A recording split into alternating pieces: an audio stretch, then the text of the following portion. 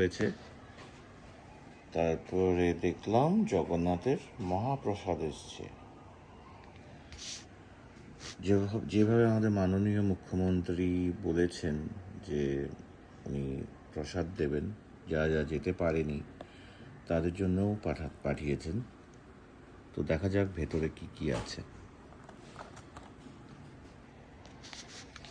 সবচেয়ে প্রথমে এটাকে খুলবো, খোলার পর দেখবো ভেতরে কি আছে। এই খুললাম, তো ভেতরে একটা গজা আছে আর একটা পেড়া আছে, সাইডে করি, আর একটা জগন্নাথ ধামের একটা ছবি আছে।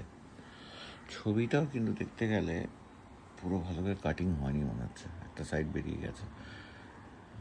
তো এটাই হলো ওভারঅল থাকে এই বক্সের মধ্যে।